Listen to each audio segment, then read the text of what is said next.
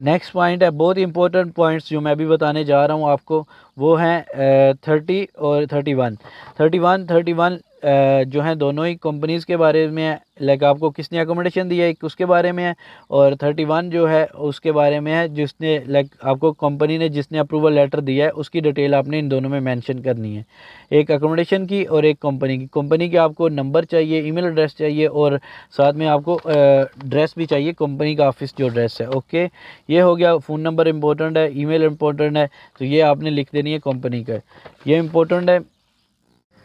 अस्सलाम वालेकुम, उम्मीद करता हूँ आप सब खैर खैरियत से होंगे। आज एक और नई इन्फॉर्मेटिव वीडियो के साथ हाज़िर हूँ। इस वीडियो में बहुत इंपॉर्टेंट चीज़ आपको बताने जा रहा हूँ, तो वीडियो को स्किप और किसी भी जगह पे मिस मत करें, या आप ख़ुद भी कर लेंगे। अभी ये बहुत सारे भाइयों की रिक्वेस्ट थी, मुझे काफ़ी देर से रिक्वेस्ट आ रही थी कि भाई आप वीज़ा एप्लीकेशन फ़िलिंग फॉर्म जो होता है वीज़ा के लिए, वो शेंजन के लिए जो होता है, या माल्टा वर्क परमिट होता है, या जिसके लिए माल्टा विज़िट वीज़ा होता है, या स्टडी वीज़ा होता है, जो भी होता है ना, उसको आप उसकी वीडियो बना दो। तो मैं वीडियो बना रहा था, काफ़ी टाइम से कोशिश कर रहा था लेकिन नहीं टाइम मिल रहा था, तो मैंने कहा आज बना देते हैं भाइयों के लिए। तो आप ख़ुद भी इसको फ़िलअप कर सकते हैं। कैसे फ़िलअप करना है वो सारी डिटेल इस वीडियो में बताता हूँ, लेकिन वीडियो को शुरू करने से पहले अगर आप चैनल में आप पहली दफ़ा आए हैं तो काइंडली चैनल को सब्सक्राइब कर लें, ताकि हर नई आने वाली इन्फॉर्मेटिव वीडियो आप तक बर वक्त पहुँच सके। आज की वीडियो बहुत इंपॉर्टेंट है, तो मिस किसी भी जगह पर नहीं करना आपने, ताकि आपको सारी चीज़ें समझ में आए। मैं वीडियो रिकॉर्डिंग कर सकता था फ़िलअप करते वक्त, लेकिन मैंने नहीं की, क्योंकि वहाँ मैं आपको एक्सप्लेन नहीं कर पाऊँगा। यहाँ पे मैं आपको फिल ऑलरेडी किया हुआ है मेरे पास एक बाई का, आप देख सकते हैं। क्लियर कट मैं इसलिए नहीं दिखा सकता कि क्योंकि आजकल कुछ यूट्यूब की पॉलिसी की वजह से मैं आपको क्लियर नहीं दिखा सकता। बहरहाल ये हो गया था मैंने फ़िलअप किया हुआ है पूरा। एक एक चीज़ आपको बताऊँगा, इसमें टोटल कितने पॉइंट हैं, कौन सा पॉइंट क्या लिखना है क्या नहीं लिखना। तो ये सारे पॉइंट्स टोटल हैं 32।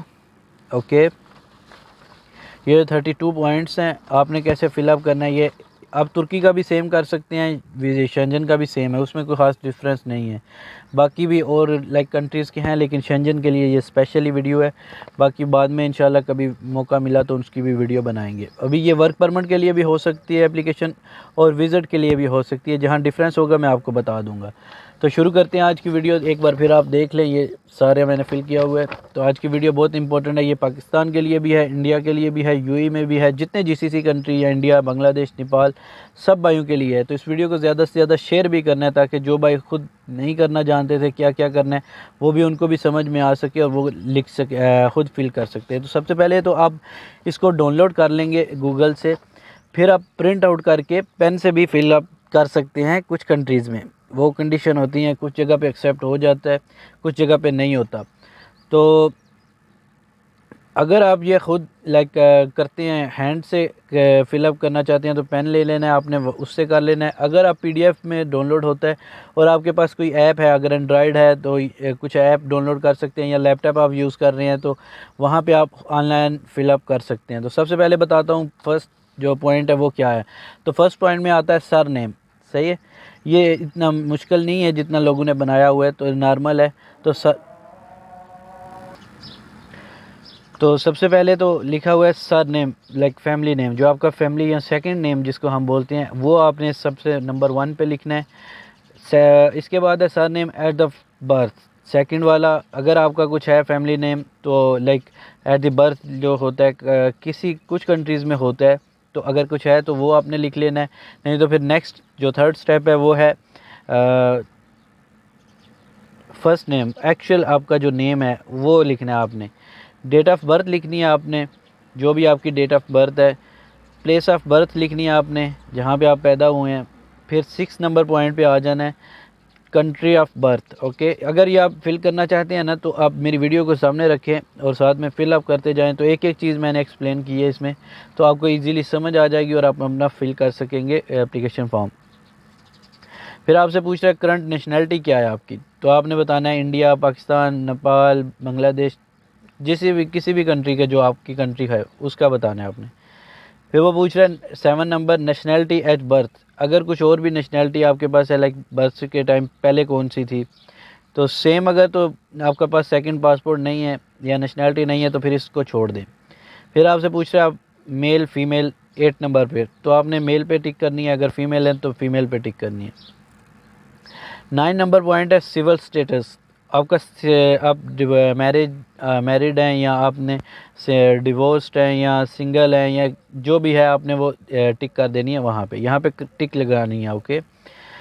10 नंबर है parent authority in case of minor legal guardian, मतलब अगर कोई आप अंडर एज हैं तो आपका कोई गार्डियन है या पेरेंट्स हैं तो उनकी आपने लिखना है, तो ये नहीं है किसी काम का भी। ओके।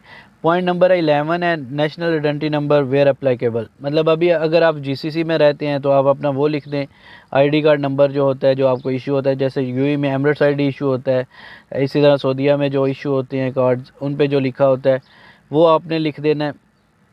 आपके पास टाइप ऑफ ट्रैवल डॉक्यूमेंट्स कौन से हैं, मोस्टली जो हमारे सब भाइयों के पास हैं वो यही है कि ऑर्डिनरी पासपोर्ट होता है तो आपने ऑर्डिनरी पासपोर्ट पे टिक करना है। ओके।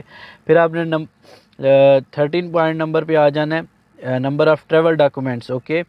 ये जो आपका पासपोर्ट नंबर है वो आपने लिख देना है इसमें। फिर 14 पॉइंट है डेट ऑफ इशू, मतलब आपका जो पासपोर्ट है वो कब इशू हुआ था, तो जैसी डेट होगी, फॉर एग्जांपल अगर किसी भाई का 15 मई 2018-17 को हुआ था तो वो लिख देगा ये। फिर 15 पॉइंट है वैलिड अनटिल, मतलब कब तक ये वैलिड है, तो जो भी जहाँ तक आपकी लास्ट डेट होगी पासपोर्ट पे मेंशन वो आपने लिख देना है। इशूड बाय कंट्री, मतलब कौन से कंट्री ने आपको इशू किया है, मतलब इंडिया ने किया है, पाकिस्तान ने किया है, यूएई ने किया है, नेपाल ने किया है, कहाँ से इशू हुआ है। फिर आपने आ जाना है नेक्स्ट जो है वहाँ लिखा हुआ है 17 पॉइंट है, ये family member of EU, EE and CH citizen shall not fill in the number of 21, 22, 30, 31 and 32 mark with. Okay. ये इसमें आएगा personal data family member who is in an EU, मतलब यूरोप में आपका कोई रिलेटिव है तो उसका नेम पूरी डिटेल लिख दें यहाँ, नेशनैलिटी वगैरह।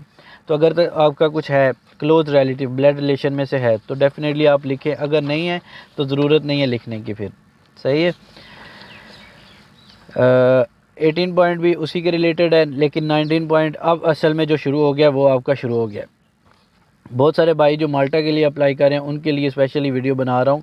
तो 19 नंबर पे आएगा जो 19, वो है applicant home address and email address, मतलब आप जहाँ पे काम कर रहे हैं वहाँ से अप्लाई कर रहे हैं तो वहाँ आपको एड्रेस देना है, आप जहाँ रहते हैं अपना ईमेल एड्रेस देना है, आपने अपने सिटी का नाम बताना है और एड्रेस पूरा लिख देना है। ओके। टेलीफोन नंबर बताना है। इसके बाद residency in 20 number point. Okay. Residency in a country other than the country of current nationality, मतलब अगर आपके पास आप पाकिस्तानी हैं तो आप यूएई में हैं तो उसकी डिटेल आपने लिखनी है जहाँ पे आप रहते हैं, अगर और यस पे टिक भी कर देना है। सही है। और साथ में आपने रेजिडेंस परमिट नंबर जो होता है वो भी लिखना है। अगर आप अबू धाबी से हैं, दुबई से हैं, कतर से हैं, दोहा से हैं, जहाँ भी आपकी डिटेल लिखें, साथ में उसका जो नंबर इशू होता है वो भी लिखें। और वीज़ा जब तक वैलिड है, आपका जो रेजिडेंस होता है परमिट वो जब तक वैलिड है वो उसकी डिटेल आपने लिख देनी है।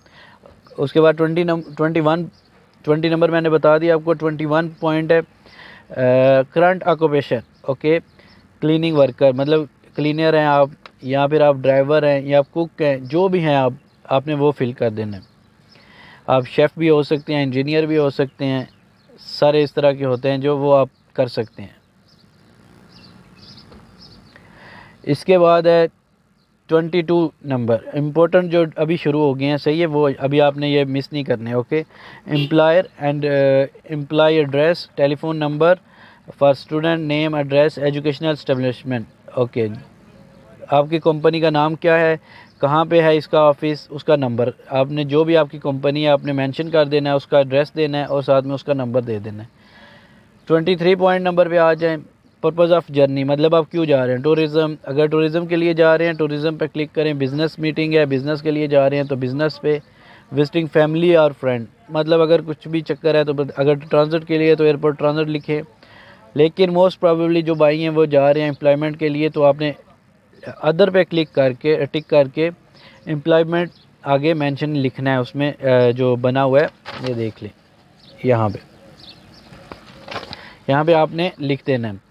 ओके। 24 नंबर पॉइंट है additional information on purpose of stay.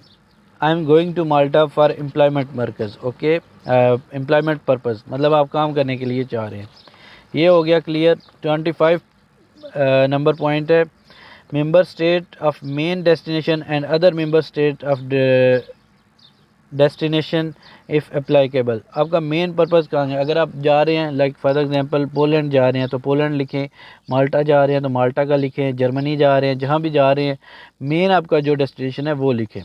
तो माल्टा के लिए अगर आप फिल कर रहे हैं तो माल्टा लिखें, अगर आप किसी और के लिए फिल कर रहे हैं तो आप और लिखें कोई।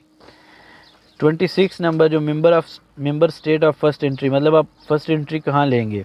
ओके, तो जो भी आपका वीज़ा है जहाँ से इशू हुआ है तो बेहतर है वहाँ का ही आप वहाँ से एंट्री लें। तो अगर माल्टा से इशू है तो माल्टा का लिखते हैं, पोलैंड का इशू है तो पोलैंड का लिखते हैं। 27 नंबर पॉइंट है नंबर ऑफ़ एंट्री रिक्वेस्टेड, मतलब आप कितनी रिक्वेस्ट करना चाहते हैं एंट्रीज़। फॉर एग्जांपल अगर आप यही सेम विज़िट के लिए भी है तो विज़िट के लिए तो आप मल्टीपल भी कर सकते हैं, 2 भी कर सकते हैं, लेकिन वर्क परमिट के लिए आप फ़िलहाल सिंगल ही एंट्री टिक करें, सिंगल पे। ओके, 27 नंबर पॉइंट है intent date of travel arrival of the first intent stay in Schengen area, मतलब आप किस डेट को ट्रैवल करना चाह रहे हैं। जो आपने डमी टिकट ली होगी उसी की डेट यहाँ पे भी आपने मेंशन करनी है। 18 लाइक जो भी 18 हो, 19 हो, 20 हो, 25 हो, जिस महीने की हो आपने वो मेंशन कर देनी है। ओके, 28 नंबर पॉइंट है fingerprint collected previously for the purpose of applying for a Shenzhen visa, मतलब आपके पहले कुछ फिंगरप्रिंट हुए हैं या नहीं हुए। अगर तो हुए हैं तो येस पे क्लिक कर दें, अगर नहीं हुए तो नो पे क्लिक कर दें।